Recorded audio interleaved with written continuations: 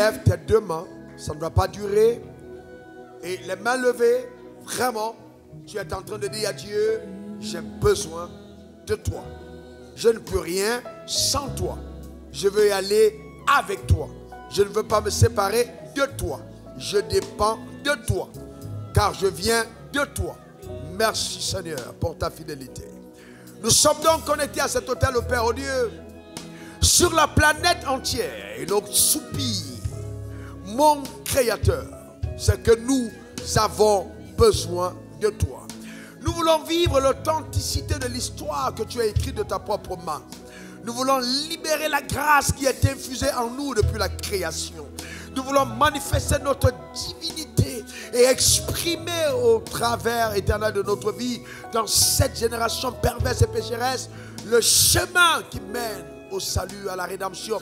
Nous voulons démontrer l'évidence éternelle de la race supérieure à laquelle nous appartenons.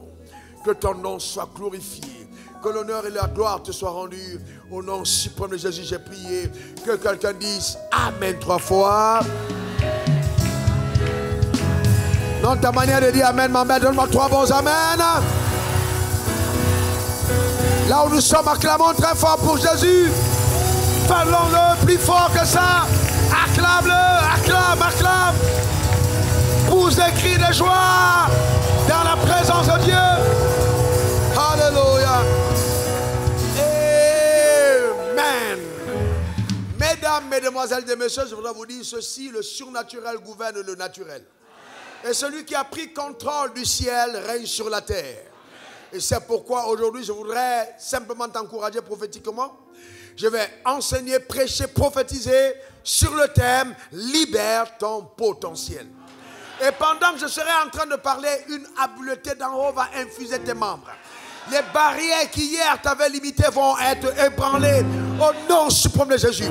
Et tu vas commencer à te redécouvrir du regard prophétique de Dieu. Parce que Dieu te montrera des choses que tu n'avais pas encore vues à ton propre sujet. Tu dormiras et tu te réveilleras en train de rêver de quelque chose d'immense que Dieu te demande de réaliser. Tu vas toi-même te réintroduire dans la classe de Dieu. Tu sortiras donc, n'est-ce pas, dans ton système de pensée, des limitations qui t'ont été longtemps imposées, soit par la famille à laquelle tu appartiens, soit par la couleur de la peau, soit par ton niveau d'éducation. Tu comprendras que tu incarnes quelque chose de plus grand que ce que tes yeux sont capables de voir. Tu enfanteras. Ta manière de dire Amen m'embête. Père, je veux te rendre grâce pour ta présence. Merci pour la grâce que tu me donnes d'apporter librement ta parole. Merci pour ton esprit qui l'atteste par de divers miracles. Merci pour l'intrusion des anges qui interviennent dans tous les facteurs en ce jour, rattachés à la vie des personnes connectées à cet hôtel, maintenant ou après.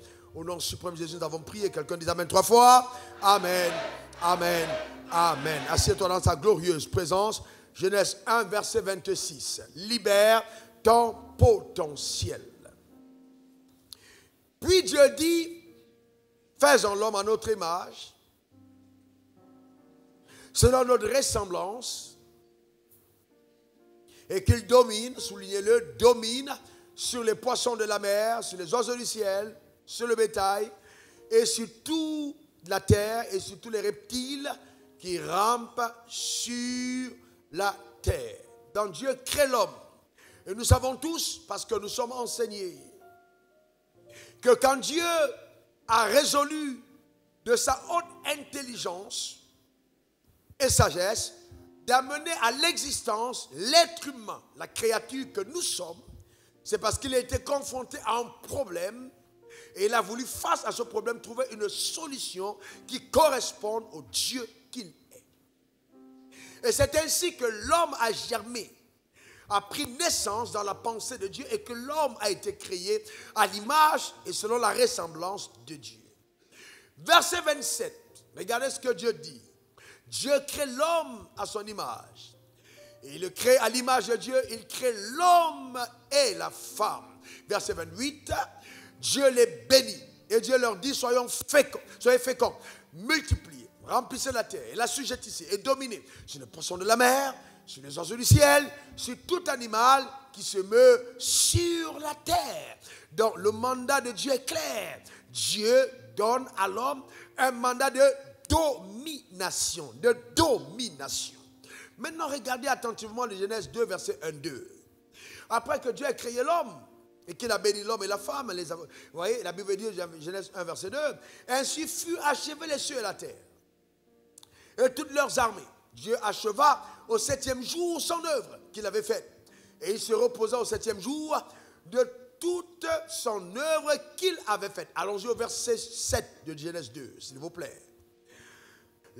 L'Éternel Dieu forma l'homme de la poussière de la terre. Il souffla dans ses narines un souffle de vie, et l'homme devint un être vivant. Voyez donc que pour amener à manifestation le dessein arrêté par Dieu, Dieu va créer tous les hommes le même jour. Mais dans son intelligence et sa sagesse, il va prendre un homme, le premier, qu'il va faire venir sur terre, qu'on appelle Adam. Et Adam, il va le tisser, le former de la terre. Et donc cet homme va venir sur terre, il va être dans le jardin, il va gouverner le jardin, il va régner dans le jardin. Il était un homme seul, à l'apparence seul. Mais la question que je vous pose, regardez ce que la Bible dit dans Genèse, dans Acte 17, verset 26. Acte 17, 26, Adam était seul, c'est vrai. Mais il est écrit, il a déjà fait que tous les hommes sortis d'un seul sang habitassent sur toute la surface de la terre, ayant prédestiné la durée des temps et les bornes de leur demeure. C'est-à-dire que quand cet Adam était sur terre et qu'il déambulait, en lui était caché le blanc, était caché le métis, était caché l'américain, était caché le noir. Tous étaient en attente. Donc Adam incarnait toutes les races en lui, de son même sang. Voyez-vous? Donc on pouvait le voir seul, mais il n'était pas seul. Parce qu'en lui avait la sémence de l'humanité. Si quelqu'un détruisait Adam, alors il aurait détruit la race humaine. Parce que Adam était la figure visible de toutes les faces qu'on voit maintenant sur terre. Vous ne pouvez pas imaginer quand vous voyez un homme, ce que cet homme incarne, ce que cet homme représente. Tu te regardes au miroir, tu as l'impression de voir juste un visage basané ou alors un teint un peu marron. Mais derrière ça, il y a une immensité invisible. Voyez, caché en toi, que Dieu a infusé afin que tu puisses révéler dans ta génération. C'est pourquoi Adam a été béni. Parce que sans bénédiction, vous ne pouvez pas atteindre le plein potentiel de Dieu. Adam a été béni, sois fécond. Le mot bénir veut dire infuser. Dieu a donné à l'homme la capacité. Il a parlé afin que la création entière coopère avec le mandat qui a été assigné à Adam. Quand il a béni Adam, les animaux, les oiseaux, les chimpanzés, les rhinocéros, les lions et même les richesses de la terre, qui ont tous des oreilles, parce que créés par la parole, ont compris que leur maître venait d'arriver et avaient donc obligation de se soumettre. Ce matin, quelque chose est sur le point d'être arrivé qui va rappeler à la création entière que tu découles justement de celui qui doit régner. Ta manière de dire amen m'embête. Alors cet homme a été béni par Dieu. Mais cet homme béni par Dieu, il venait du ciel parce que créé au ciel. Mais il n'était pas utile au ciel parce que créé pour la terre. Il était créé au ciel, mais il n'était pas utile au ciel parce qu'il était créé au ciel pour une solution terrestre. Aujourd'hui, on a beaucoup de personnes qui pensent que la rédemption consiste à repartir au ciel. Non, non, l'humain n'était pas désiré au ciel. Mais sur la terre, parce que Dieu ne te donne pas son image et sa ressemblance pour que vous cohabitez dans le même espace. Il t'éloigne, parce que dans son périmètre, le seul, il doit régner. Il t'envoie dans une autre galaxie très loin pour que tu sois son représentant là-bas. Quand on est chef quelque part, on est chef. Et c'est ce que Dieu a voulu être. Donc il a dit à Adam, toi tu vas régner là-bas sur terre. Cet Adam, voyez-vous, a été béni. Et la bénédiction est capable de créer dans ta vie 12 choses exceptionnelles. Vous voyez, elle peut apporter dans ta vie des choses incroyables quand tu es béni. Elle provoque la faveur. Elle te donne des idées, des opportunités divines. Elle te communique l'habileté d'atteindre les objectifs assignés. Quand tu es béni, tout l'univers coopère avec ta personne parce que cette faveur donne au déclenchement extraordinaire des choses qui viennent vers toi. C'est ainsi que tu peux être là et puis quelqu'un que je connais dans cette assemblée, on vient te donner 100 hectares de terre en disant, nous te donnons, paye-nous quand tu peux. Ta manière d'être silencieux m'embête, donne-moi le meilleur des amens. Oui, ce que l'onction fait quand tu es béni, c'est juste spécial. Voyez-vous, tu es favorisé par la fortune. Tu as une assistance angélique. Tu dors chez toi, mais les anges vont atterrir dans la maison de quelqu'un et commencer à te recommander. C'est ce que la bénédiction fait sur ta vie. Elle te protège. Aucun adversaire, aucun démon, aucun sorcier ne peut t'atteindre. Frères et sœurs, laisse-moi te dire que tu n'es pas protégé parce que tu pries. Tu es protégé parce que tu es béni. Quelqu'un de béni ne peut pas être détruit. Ta manière de dire amen m'embête. Tu es gardé en bonne santé. C'est-à-dire que même le cancer arrive, il retourne. Le Covid vient, il frappe à la porte, il part. Parce que la bénédiction te sécurise. Reçois-la encore ce matin. Dans le nom suprême de Jésus. Donne-moi le meilleur des amens. C'est ce qu'elle fait dans la vie quand tu es béni. La bénédiction te donne le jus de la vie. Elle provoque la longévité. Et tu ne meurs pas avant ton heure. La bénédiction t'introduit dans le bonheur et la grâce, qui tous les jours t'escortent et te poursuivent. Quand l'aurore se lève, les bontés de Dieu frappent à ta porte parce que tu es béni. Donne-moi le meilleur des amens. Et elle te donne une stabilité. Tu es stable. C'est-à-dire quand il t'arrive de partir, tu passes le bâton à tes enfants. C'est-à-dire tu as une bénédiction intarissable. Parce que tu es béni. C'est ça ton partage. Donc cet Adam avait reçu la bénédiction, il régnait sur la sphère végétale et animale. Il était le maître incontesté. Il régnait sur les esprits. La terre le connaissait comme le roi et le maître. Adam était doté d'un potentiel remarquable. Adam regarde le lion et dit, lion, couche-toi. Le lion se couche, lève-toi, le lion se lève. Il caresse la crinière et dit, lion. Il dit, on t'appellera lion. Le lion dit, oui, chef. Il regarde la girafe, il dit, girafe, oh, descends ta tête. Là. La girafe vient descendre la tête. Ça va? Comment tu te sens dans le jardin? Écoute, voilà ce que tu as fait. Eh bien, on t'appellera girafe. Regarde le singe, il dit, singe, saute un peu. Regarde, oh mon petit, t'aimes trop. On t'appellera singe. Est-ce que quelqu'un comprend? Il regarde la poule, le coq, on t'appellera coq. Il va donner les noms, pas de façon fantaisiste. Il va regarder intelligemment, décrypter par le scanner prophétique la génétique de chaque espèce et lui donner un nom qui corresponde justement à sa manière d'agir. C'est pourquoi un homme qui a l'esprit de coq est un homme qui éjacule tôt.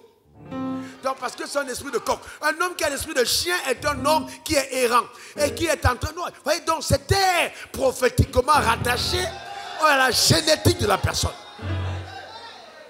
Voyez-vous, donc il va donner des noms à chaque espèce.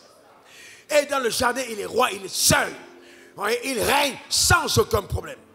Il est béni par Dieu. Sage, puissant et intelligent. Quand il termine son travail, c'est alors Dieu dit, ok, il n'est pas bon que l'homme soit seul. Parce qu'il a terminé le travail. Mais l'homme n'a jamais exprimé le désir d'avoir une partenaire. Il n'est pas bon qu'il soit seul. En aucun moment, la Bible ne dit que l'homme a prié pour une femme. Parce que la royauté, quand tu entres à un certain niveau de royauté, il y a des absences qui ne sont plus ressenties. C'est ce qu'on appelle la gloire. Dieu lui-même a préservé l'homme jusqu'à ce moment-là. Et c'est là que Dieu fait sortir justement la femme de l'homme. Mais maintenant, je te pose une question. Quand l'homme pêche dans le jardin d'Éden, qu'est-ce que l'homme perd dans le jardin? Qu'est-ce qu'il a perdu? Répondez, il a perdu quoi? Il a perdu la gloire. Romains 3, verset 23. Tous ont péché et ont été privés. L'homme n'a pas perdu le ciel. Non, il a perdu la gloire. Parce qu'en fait, l'homme n'est pas allé au ciel. L'homme était sur terre. Donc, si vous dites à Adam, ah, vraiment, je te restaure, je t'amène au ciel. Il dit non, je suis là pour la terre. Comment peux-tu avoir un corps et être intéressé au ciel? C'est comme si vous avez un poisson qui est intéressé aux arbres. Non, tu dois d'abord être intéressé dans le milieu où tu as été placé, dans la domination était terrestre. C'est Satan qui a perdu le ciel. Je voyais Satan tomber du ciel comme un éclair. Mais nous, on n'est pas tombé du ciel. On est tombé de la terre. Et je déclare que la terre sur laquelle tu te trouves te verra te relever. Au nom suprême de Jésus. Oh, ta manière de dire amen m'embête. Donc vous voyez, c'est important qu'on le comprenne. Et pendant longtemps, on nous a fait croire, oui, oh vraiment Jésus est venu, tu vas aller au ciel. Non, frère, on a demandé à Jésus, Maître, comment faire pour prier? Il dit, lorsque vous priez, dites, notre Père qui est au ciel, que ton nom soit sanctifié. Donc il parle de notre Père qui est au ciel. Et il dit, que ton règne vienne et que ta volonté soit faite où? Sur la terre. Comme en d'autres termes, je suis venu vous ramener dans le standard de vie que Adam avait perdu sur terre.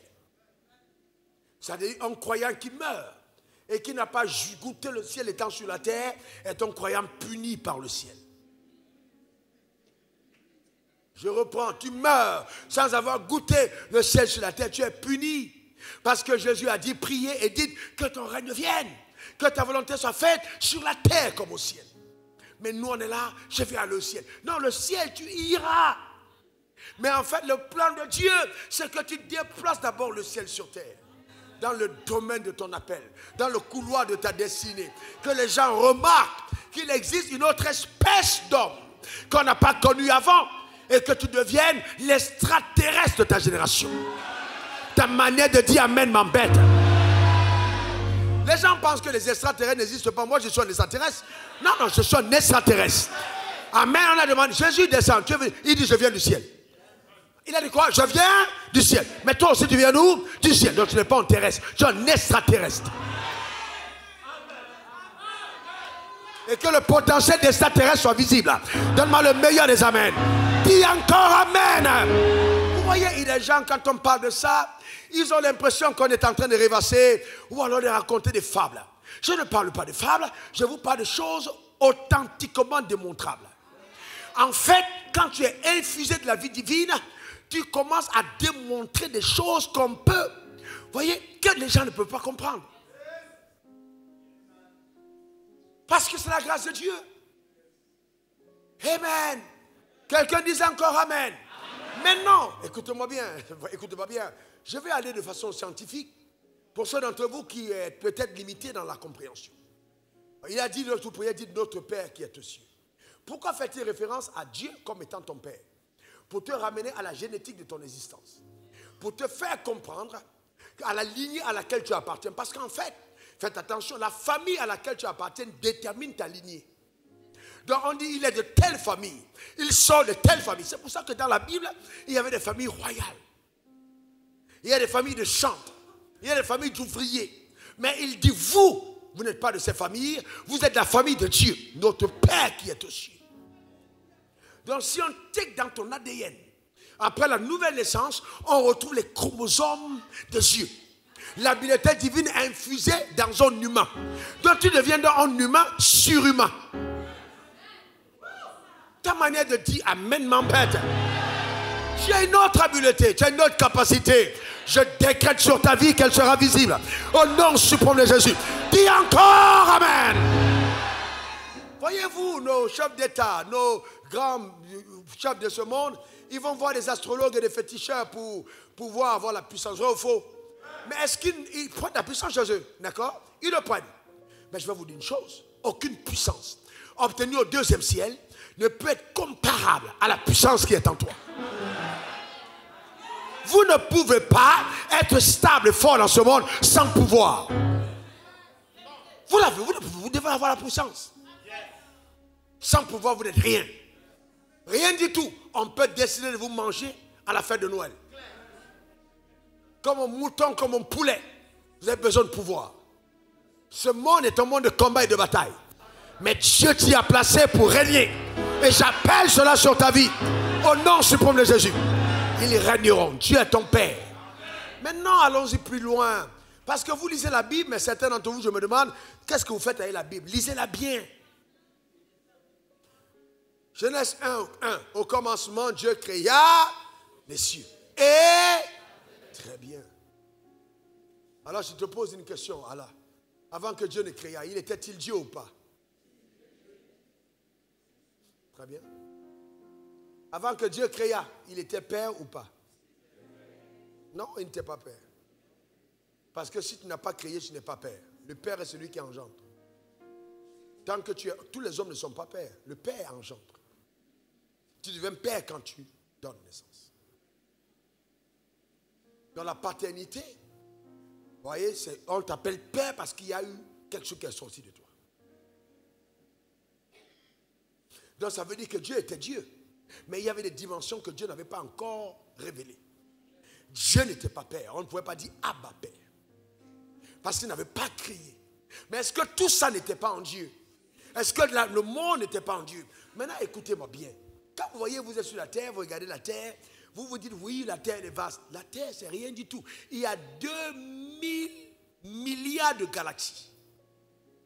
En 1990, on parlait qu'il y avait 120 milliards de galaxies. Maintenant, on a découvert qu'il y a 2000 milliards que les gens ont pu observer. 2000 milliards de galaxies. Donc imaginez, tout ça est sorti de Dieu. Au commencement, Dieu créa les cieux et la terre. Donc regardez l'armée que Dieu a pu créer sortie de lui par sa parole. 2000 milliards de galaxies. Et dans l'univers, donc vous regardez la terre, elle est petite par rapport à ce que Dieu a fait.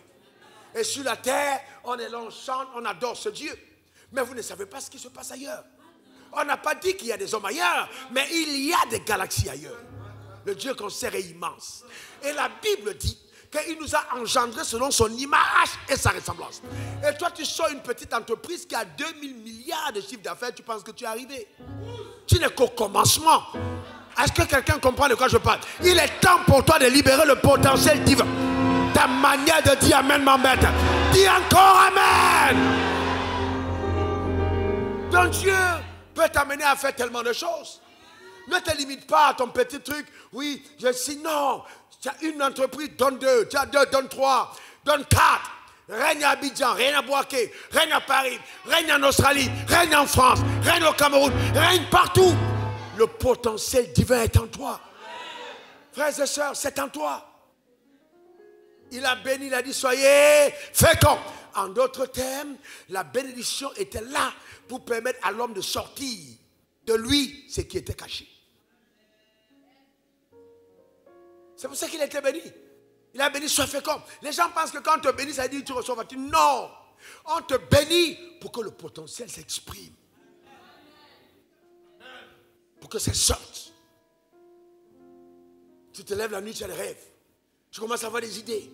Je dois faire ceci. Je dois créer telle entreprise. Je dois faire telle chose. Je dois créer tel ministère. Je dois faire telle chose. Et les gens te posent, mais attends, toi aussi, attends, comment tu penses que toi tu peux avoir une grande église ici? Mais non, mais à cause de la bénédiction, tu commences à avoir des idées rares. Et puis quand les idées viennent, non seulement elles viennent, il y a des gens qui commencent à venir autour de toi. Et toi, tu te dis, mais c'est pas possible. Mais pourquoi ça lui arrive? Parce que tu as été béni. Les choses se créent tout autour. Pour permettre aux rêves que Dieu a mis en toi d'arriver à réalisation. Écoutez-moi très bien. Si vous réalisez votre destinée avec votre propre force, c'est que ce n'est pas le dessein de Dieu. Le dessein de Dieu surpasse sa capacité. Je suis en train de te demander d'être handicapé pour ne pas être handicapé, parce que l'handicap humain te connecte à la capacité de Dieu. Reçois-la sur ta vie au nom suprême de Jésus. Donne-moi le meilleur des amens. Dis encore amen. Dieu lui-même a dit engendrer. Frères et sœurs, si tu restes sans rien apporter à ce monde, tu n'es rien. Ce monde ne respecte que ceux qui les étracent. Il n'y a pas d'impact sans réalisation. Il n'y a pas d'impact sans œuvre. Il n'y a pas d'impact sans évidence. On a besoin de voir des évidences de ta appartenance à la race d'extraterrestres. Est-ce que quelqu'un comprend de quoi je parle? Aujourd'hui, on a des hommes, ils veulent se marier parce qu'ils calculent. La fille a un peu, elle va me donner un peu de blé. Mon frère, tu es un petit gigolo en masse. Il faut aller plus loin que ça. Nous parlons de Dieu. Dis Dieu. Dis encore Dieu. Un seul homme a été la fondation. Un seul. Il a posé la fondation du monde. Vous savez, quand vous venez sur cette maison-là, on est là, on chante, on danse, on prend les photos. Vous avez déjà vu la photo de la fondation? Tu as déjà vu la photo d'une fondation? Mais la maison tient à cause de là. Il peut y avoir plusieurs murs, mais il y a une seule fondation. Il peut y avoir plusieurs fenêtres, mais il y a une seule fondation. Plusieurs portes, mais une seule fondation. Plusieurs chambres, mais une seule fondation. Un vrai homme est ton fondateur.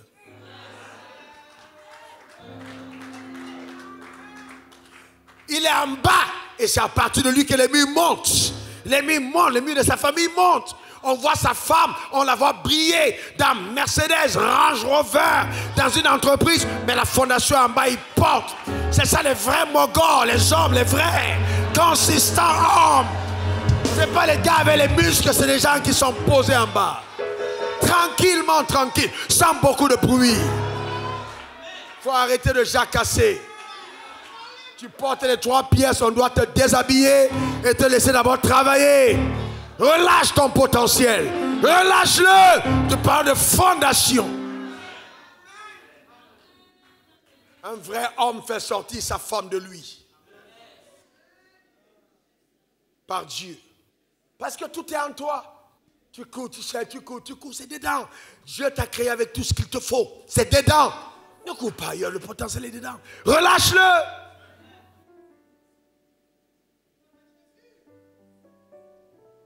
Ah oui, à ça je comprends pas. Tu comprends pas quoi? Tout est là pour toi. Vas-y et fonce.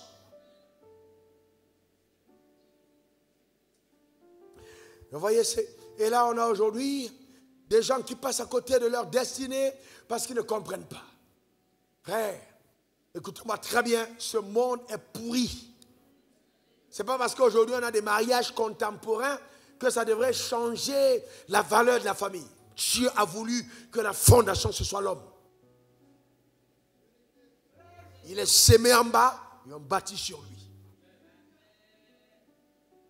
C'est ça un chef. Il porte tout le monde sur son dos. Coiffure, sac, voyage, tout, il porte. Fondateur. C'est ça qu'on appelle le fondateur. Quelqu'un me donne le meilleur des amens. Fondateur. Amen. Je décrète sur ta vie l'onction de fondateur. Père fondateur, au nom suprême de Jésus, donne-moi le meilleur des amens. Amen. Aucun mur ne fait du bruit quand il sait qu'il tient sur une fondation. Parce que si tu t'amuses, tu tombes. C'est la fondation qui te porte. Si les hommes deviennent fondateurs, les murs restent calmes. Les femmes, c'est les murs. On entend un bruit de porte, bam, bam, bam, mais c'est la fondation qui fait tout. Ta manière de dire amen m'embête. Il faut retrouver le prototype divin, retrouver le prototype de Dieu. Amen. Et que Dieu soit avec toi. Je ne suis pas en train de dire que les femmes sont juste des femmes qui ne font rien du tout. Non, les murs ont un rôle. Les murs permettent la beauté de la maison, permettent justement la stabilité de la maison. Les murs permettent qu'on puisse apprécier le chef-d'œuvre. Mais derrière, il y a la fondation. Et vous voyez, mais aujourd'hui on a des murs fissurés, des murs percés, alors qu'on a des fondations solides. Sont bons murs. Sont bons murs. Est-ce que quelqu'un comprend de quoi je parle? Donc c'est important. Il faut donc combattre l'esprit de procrastination. Ce que Dieu t'a demandé de faire, fais-le. Et révèle qui tu es. Révèle qui tu es. Engendre. Il est temps pour toi de passer en autre palier. Je termine avec ceci, frères. Regardez la Bible. C'est la Bible. Hébreux 11, verset 12. C'est pourquoi d'un seul homme déjà usé de corps naquit une postérité nombreuse comme les étoiles du ciel, comme le sable qui est sur le bord de la mer et qu'on ne peut compter. Un seul homme déjà usé de corps. Vous savez, souvent Dieu t'amène à l'usure pour te rendre utile. Je reprends. Souvent Dieu permet que tu sois usé pour être utile. Donc quand tu as encore ta vigueur, quand tu as encore ta force, il dit non, je n'ai pas besoin de toi maintenant. Vide-toi de toi-même. Quand tu arrives au point où tu te dis bon, je ne peux plus rien, il dit ok, laisse-moi travailler. Je suis en train de dire à quelqu'un qui n'est pas tard. Abraham était usé de corps. Je suis en train de dire à quelqu'un qui n'est pas tard.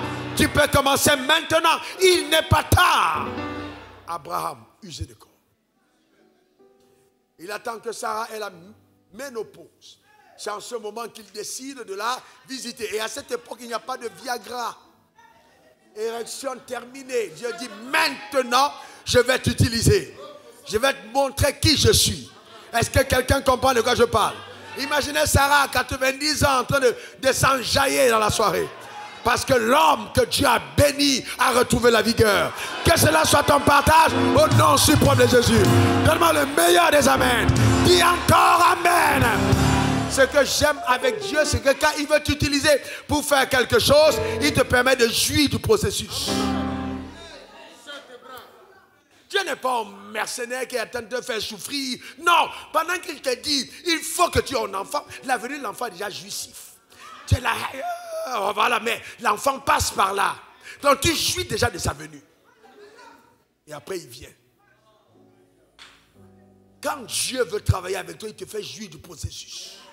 Tu mangeras et tu rassasieras. Tu bâtiras et habiteras de belles maisons. Dieu n'est pas un tortionnaire. Quand il t'utilise, il te fait jouir. Pendant que tu travailles, tu mangeras. Tu vas te saper, il n'y a pas de problème.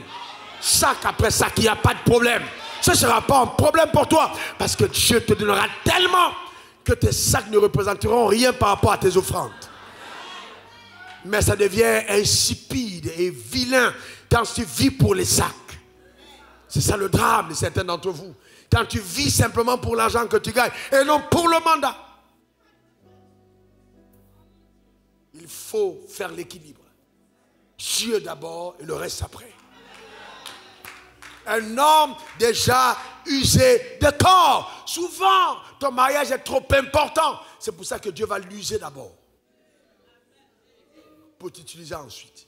Parce que tout ce que tu fais passer avant lui doit vieillir. Doit être usé. Pour que ton attention se détourne des choses viles. Souvent, c'est ton enfant qui l'a usé. Mais de cet enfant usé, si tu te tournes vers Dieu, quelque chose de grand va naître. Souvent, Dieu va user ton travail, user ton entreprise, user ton ministère. Et c'est là qu'il va te dire, mon frère, je ne t'ai pas appelé seulement à prêcher l'évangile, retourne-toi vers moi et fais ce que je t'ai demandé. Frères et sœurs, souvent nous sommes tellement occupés à faire les choses religieusement que Dieu nous use d'abord. J'ai été usé, moi-même en tant que prédicateur d'évangile. C'est là que Dieu m'a dit, écoute, voilà, maintenant tu vas faire ce que je te demande. Je vais te donner cet argent, multiplie cet argent. Il dit, Seigneur, ce n'est pas prêcher l'évangile, il dit, fais ce que je t'ai demandé. Multiplie cet argent. Et donne à l'argent de se multiplier. Et tu vas voir ce que je suis capable de faire. Et il y a des moments où Dieu doit te faire sortir du désert avec juste un bâton. Et si ton bâton n'est pas devenu un serpent, tu n'es pas encore initié. Tu n'es pas encore. Le problème, c'est que vous êtes trop normal. Je prophétise une dimension surnaturelle. Dans le nom suprême de Jésus. Même ta propre femme te réveille la nuit et dit, Maître, explique-moi, attends, dis-moi. Tu dis quoi? Attends, c'est venu comment nous marcher? Explique-moi. Parce que sa mère est en train de dire, non, ton gars là, imagine, je te dis, ils ont fait des choses. Ils sont en train de vouloir vendre. Elle te réveille la nuit et dit, mon mari, dis-moi. Attends, c'est vrai, il y a tout ça, mais ça vient d'où? Tu dis, mais c'est Dieu. Elle dit, Dieu, comment? Moi aussi, j'ai pris. Ah, frères et sœurs. Elle dit, toi, les gens sont embarrassés par les choses qui t'arrivent. C'est là, on dit, Dieu a commencé à te bénir. C'est de ça qu'il s'agit. Reçois cela au nom suprême de Jésus. Déjà usé de corps. C'est ce que Dieu a été capable de faire. Relâche le potentiel. Relâche la grâce. Relâche ce que Dieu a mis en toi. Ne t'arrête pas. Nous parlons du surnaturel. Nous sommes, écoutez, regardez. Donnez-moi 2 minutes. Vous donnez 2 minutes? Dites-moi, Dieu, tu prends 2 minutes, pasteur. Regardez. Quelqu'un a dit même 5. Regardez 1 Corinthiens 15, versets 47 à 48. Regardez le premier homme. 1 Corinthiens 15, 47, 48. J'attends que vous affichiez. C'est tellement important, je ne veux pas courir. Lisons ensemble. 1, 2, 3. Le premier homme tiré de la terre est terrestre. Le second homme, on reprend.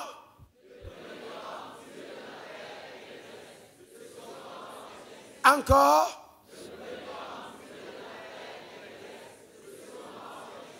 Qui était le premier homme? Qui était le second homme? Très bien. Maintenant, toi, tu es la lignée du premier ou du second. Maintenant, remets le verset qui suit, 48. Tel est le terrestre, tels sont aussi les terrestres. Tel est le céleste, tels sont aussi les... Alors je te pose une question. Quand tu es né de nouveau, tu es terrestre ou céleste? Tu es quoi? Alors je vais te dire une chose. Si tu es céleste, tu dois être initié au surnaturel. Le céleste marche sur les eaux. Il n'a pas peur des eaux. Il marche sur les eaux. Il défie la loi de la poussée d'Archimède. Les eaux n'ont pas de pouvoir sur lui. Le céleste entre dans le feu et le feu ne le consume pas. Le céleste défie la loi de la matière. Il passe par le mur pour aller à une réunion. Imagine que j'étais sorti. Tu allais faire comment? Est-ce que quelqu'un comprend de quoi je parle? Est-ce que quelqu'un comprend? Dis je suis céleste. Déclare-le encore. Confesse-le encore. Frères et sœurs, les dossiers que tu vas avoir dans ta vie ne passeront pas tous par la porte. Il y a des choses qui arrivent dans ta vie qui doivent passer par le mur. Est-ce que quelqu'un comprend de quoi je parle? Parce que tu es céleste. Défiant toutes les lois de la matière. Et le dernier est allé au ciel sans avion. Il est allé au ciel sans avion. Frères et sœurs, certains d'entre vous dans cette église, prédicateurs de l'évangile, vous allez vous retrouver à Mans sans prendre la voiture. Quelqu'un dit surnaturel. Quelqu'un dit encore surnaturel. Quelqu'un dit encore surnaturel. Tu te rappelles de ce frère? Quand on était en bas, on a appelé pour un dossier de près de 800 millions, je me rappelle plus le montant, qui témoigne, il n'a pas déposé le dossier. Mais quelqu'un a écrit, avec son écriture, son papier en tête, sa signature, son numéro de téléphone. Et on l'a appelé à l'Union européenne pour marcher. C'est de ça qu'il s'agit. C'est de ça qu'il s'agit. Ce n'est pas les affaires, tu es allé, tu t'es tourné, tu as dit, j'ai de belles fesses. Arrête tes histoires. Ce n'est pas une affaire de matière. Nous parlons du surnaturel. Les fesses n'ont plus leur place. Elles n'ont plus leur place. Nous sommes surnaturels. Reçois cette grâce dans le nom suprême de Jésus. Et que cette dimension soit révélée. Passe à ce niveau. Passe à cette dimension. Engendre. Maintenant, relâche ton potentiel. Et il y a une entreprise en toi, elle sort. Et il y a des livres en toi, elle sort. Et il y a une église en toi, elle sort. Tout ce que Dieu a mis en toi sort. Dans le couloir de ton appel. Une invention, un vaccin. Ça sort au nom suprême de Jésus. Oui, une élite, un ministre, un chef d'État. Ça sort, un avocat, un grand juge. Ce que tu es, sort au nom suprême de Jésus. Nous parlons de relâcher le potentiel divin. Qu'il en soit ainsi. Touche ton ventre et dis je ne suis pas stérile. J'engendre. Encore. Encore. Je ne comprends pas pourquoi les hommes ne le font pas. Dans le règne spirituel, ce sont les hommes qui engendrent. C'est pour ça qu'on parle du Père comme étant Abba. Dans le monde physique, ce sont les femmes qui engendrent. Mais comme on est devenus tous des célestes, alors nous sommes des esprits, on engendre. Mets ta main sur ton ventre et dis j'enfante. J'appelle à l'existence la révélation du potentiel divin caché en moi. Je dis dès ce jour, dans le nom suprême de Jésus, tout ce qui est enfui en moi est relâché, est relâché, est relâché au nom suprême de Jésus. Et à partir de moi serait écrit l'histoire de mes descendants. C'est mon partage, c'est ma portion au nom suprême de Jésus. Amen, amen et amen. Frère, Est-ce que vous savez qu'il y a des versets bibliques qui se sont arrêtés depuis Maître Hervé, depuis moi, on a arrêté les versets bibliques. Vous savez, quand on dit la malédiction, ce n'est pas la troisième et la quatrième génération. À partir de moi, c'est ça, des versets bibliques qui n'existent plus. C'est une nouvelle création. Donc ce verset biblique n'a plus de pouvoir. Les enfants naissent de moi, ne sont pas soumis à ça. Parce que ça a changé. Les choses ont été réinventées. Vous ne pouvez pas perpétuer ce qui a été annulé. Vous ne pouvez pas ramener à l'existence les principes de la loi qui ont été abolis. Nous sommes dans une autre ère. Le diable veut nous amener à croire que nous sommes encore des terrestres. On n'est pas des terrestres. On est des extraterrestres. Comment pouvez-vous expliquer que quelqu'un qui touche 15 000 en l'an 99, en l'an 2000, se retrouve en 2020 à peu plus de 100 millions de revenus mensuels? Ce n'est que le début. Hein? Ce n'est que le début. 100 millions de revenus mensuels. C'est que le début. Frère, c'est le surnaturel. Est-ce que quelqu'un comprend ça? C'est le surnaturel. Dieu est grand, Dieu est puissant. Nous allons changer le monde. Frère, je suis sérieux. Il y a dans le ministère que je dirige, je vous donne ça comme révélation, il y a des gens qui vont être à la tête des empires. Il y a des gens, c'est-à-dire à la tête des États. On dit le pasteur Wafo arrive. Mais le chef de l'État, son fils spirituel, engendré par le message. C'est pas la rigolade. Je parle des nations. Donc frère, si tu restes dans le bateau, tu vas voir ça arriver. On arrive sur un avion qui nous a... On descend au palais. C'est plus des affaires de tubes bénis haricots. C'est terminé. Gaba, tout ça. On est à un autre niveau. Quelqu'un dit royauté. Quelqu'un dit royauté. Ces hommes bouleversèrent le monde. C'est notre histoire.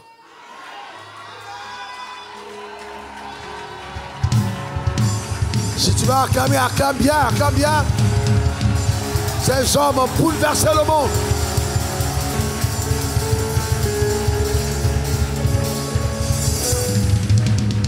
C'est pas les affaires, non. On veut construire un truc, on va cotiser, vraiment, cotiser, c'est 5 milliards. Non. On est assis, j'ai 5 milliards, 1, 2, 3, les gars. On a un projet de 5 milliards. Vous trois, arrangez-vous et puis faites. Papa, c'est fait. Alors, on rentre en bas, le lendemain, on donne témoignage. Les chèques sont signés. C'est de ça qu'on parle. Allons-y à l'authentique. On a des gens en rang qui viennent, des bus, des cars, de partout, des villages environnants. On a des cités entières. On parle de l'évangile authentique, palpable. Et quand nous partons de la terre, on dit qu'il y a des hommes qui ont vécu sur terre. On raconte l'histoire. Je ne suis pas né pour que mon nom soit effacé sous le soleil. Si on a raconté l'histoire de la femme du vase d'albâtre, mais on n'a pas donné son nom, moi on racontera avec mon nom. Ce n'est pas une affaire de venir et puis tu pars comme si tu es une étoile filante. On parle de marquer sa génération. Ce n'est que le début. Hein? Ce n'est que le début. Que Dieu bénisse ta vie. Que Dieu comble ta vie. Si tu es à un niveau présent, considère que tu es encore en noir et blanc. Et le message d'aujourd'hui transforme ta vie en HD, haute définition. Dans le nom suprême de Jésus.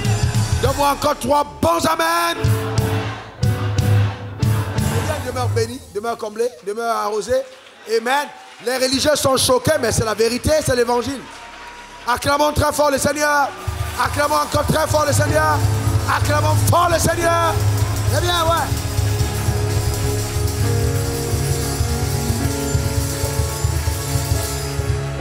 Chaque jour, nous gagnons en crédibilité.